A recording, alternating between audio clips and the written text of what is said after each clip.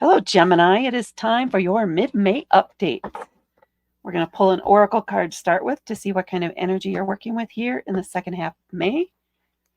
And then we'll pull some tarot cards to see what other messages we get. So you have the Earth Keeper. Very grounding, very connected. I'm feeling a lot of work energy, or maybe literally out in the garden, like digging your fingers into the dirt. That might be very therapeutic or help you ground. If you can do some of that, just digging into mud or dirt or whatever that is for you, that gives you that sensation. It's very tactile feeling. Very expressive. I want to have some dirt in my hands right now. It's a very strong feeling. Okay. Ground yourselves. Be connected to the earth. Get outside. Look at the spring blooms coming in. See all the birds coming back to your area, especially if you're in a cold area. See the changes. Observe the changes that are happening around you in nature with the earth. There is this feeling of needing to be out there, feeling that connection, getting outside, going for a walk, getting fresh air. Fresh air could be very good for you, Gemini. This is going to help you maintain your balance, maintain your equilibrium as you go through the next few weeks. Seeing if there's anything else that wants to push forward here for that. Now, it's spreading your wings too. It's like you're airing out and just letting go of the tension. There's a release of tension. Yes, that's what I'm feeling strongest. Okay, let's see what your tarot cards have to say about that energy. So we're starting out here with the Seven of Roots, growth, yep, and roots, appropriate. The Ten of Horns, overflowing. The Mother of Horns. The Father of Arrows. And the World. Yeah. Yep. So you're taking stock of things. You are getting out there. It's a lot of success. A lot of success here.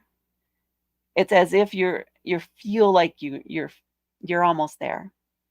So there's this an easing of tension of I'm not going to make it, I'm not going to make it, I'm not going to make it, to, oh, well, that wasn't as hard as I thought. I'm going to make it. This is easier than I expected to be. Everything is falling into place, especially if you can stay grounded and connected and present in every situation and you're not off daydreaming and thinking about other possibilities.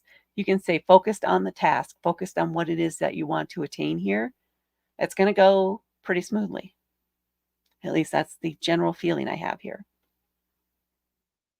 That's shaking things off with the wings and connecting into that earth. I'm still feeling that digging into earth very strongly here. Makes me want to go outside right now and do that, but I'll finish your reading first. We're starting off here with the Seven of Roots, which is the equivalent for the Seven of Pentacles. And they have a keyword of growth on this card. The Seven of Pentacles is all about stopping to take, to assess where you're at. What's working, what isn't working, what's growing, and what isn't growing. You're looking for the things that are growing, that are working, that are flourishing. Those are the things you're probably going to want to keep because those are what's working. But you're also willing to uproot, to dig up, to start over if things are not working. So if a certain tactic has not been working and there's been no progress, no accomplishment there, it's time to toss that one out and try something else instead. And it can be a quick change. It could be something small. It could be even just be a tweak to something that's not working. If we want to literally go with the garden, maybe you just need to move certain plants over to a shadier spot or a sunnier spot, or water them less or water them more, or give them a little fertilizer, or maybe they're just no good. You need to uproot them and plant something else in its place. But this is a time where you're just It's sort of a pause. I mean, things are still moving, but you are able to switch things up at this point to make it go smoother, to get more out of your harvest later. I like that. Growth. And then we have overflowing with the 10 of horns, which is the equivalent to the 10 of cups, which indicates a happy life, a happy family, joy, a sense of connection, of understanding almost at a spiritual level with your family, whether that's your blood family, your chosen family, or even a project team at work. There is good flow, there is good energy. It's this seamless connection. Everybody's on the same page, everybody's supporting each other. There's encouragement. There is absolute love there for this unit. Even though you're all very different, you get along very well, and it's just a very harmonious relationship, a harmonious set of connections. That's what they want to say. So maybe it's even pay attention to who your connections are, to the ones that you are flowing with, where it seems effortless. Those are the connections you want to foster, you want to nurture, that you want to pay attention to. And then we have the Mother of Horns, the Queen of Cups. So you may be in a position of authority here, but it's a very nurturing energy, very supportive energy, calm, somebody who is in control of their emotions or will express them, but in healthy ways. They're very confident about how they feel about things. They're very confident in their intuition.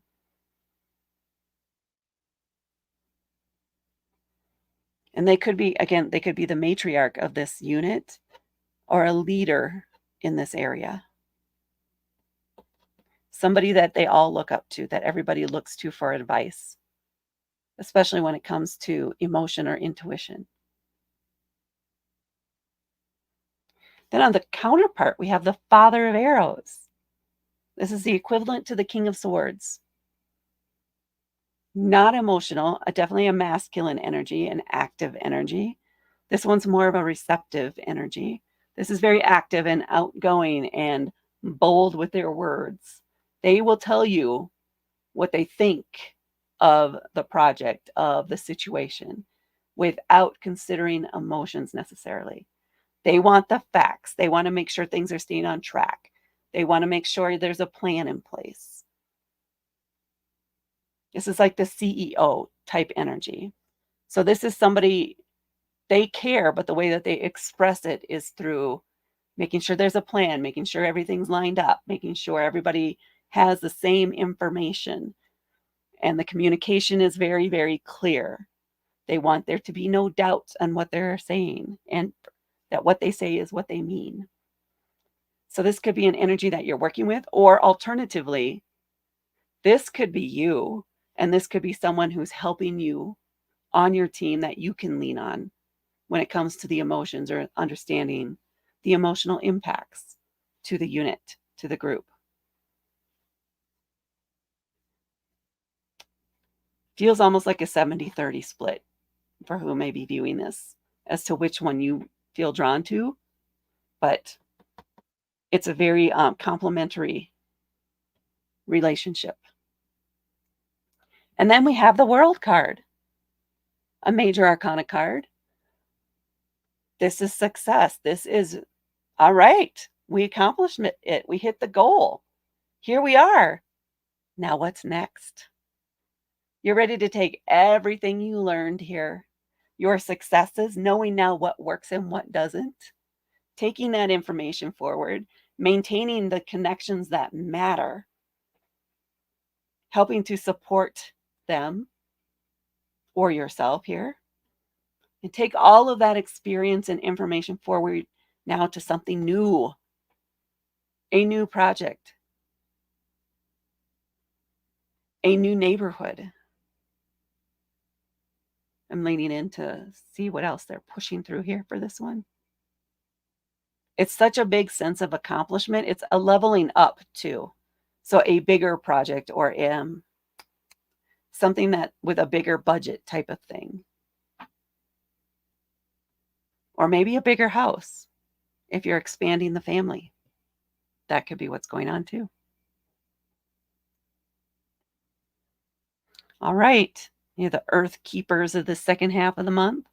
Get out there, dig your feet, scrunch your toes into the dirt, into the sand, splash in the puddles.